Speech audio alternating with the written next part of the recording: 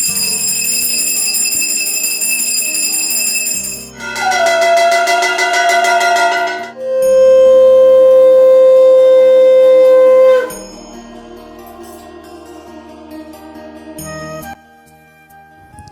guys, welcome back to my another vlog. ৰাতিপুৱা গৰৰ যি কাম আছিল গোটেইখিনি কাম কৰিলো আৰু তাৰ পিছত গা পা ধুই এতিয়া পূজা কৰিবলৈ আহিলো। সো মই কেনেকৈ পূজা কৰো আপোনালোকে ভিডিওটো শেষলৈকে চাই থাকক।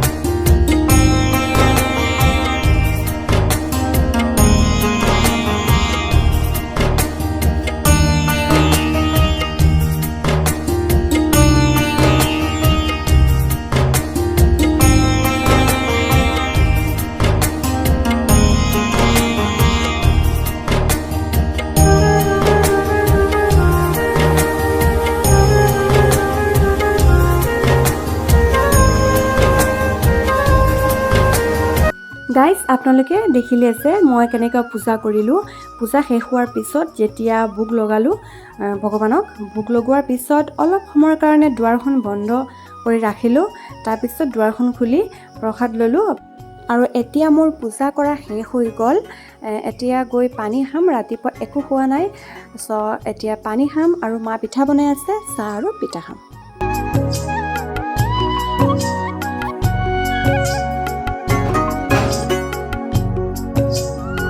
চাওক গাইজ, পিঠা বনোৱা ৰেডি হৈ গ'ল।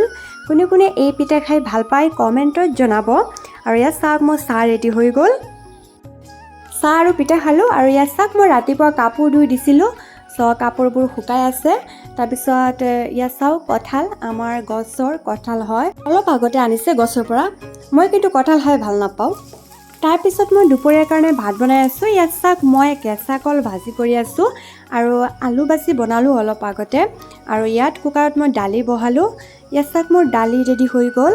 এতিয়া অকল ভাত বনোৱা বাকী আছে, ভাত বনাম, তাৰপিছত ভাত খাম। গাইজ ভিডিঅ'টো চাই আপোনালোকৰ কেনেকুৱা লাগিছে প্লিজ কমেণ্টত জনাব।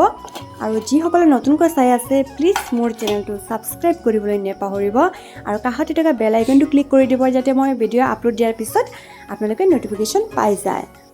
এতিয়া অকল ভাত বনোৱা বাকী আছে। কেইটামান বাচন আছে, এতিয়া বাচন ধুই আনিম, তাৰপিছত ভাত খাই ল'ম। চাওক ভাত ৰেডি হৈ গ'ল। টাটা বাই বাই, নেক্সট ভিডিঅ'ত লগ পাম।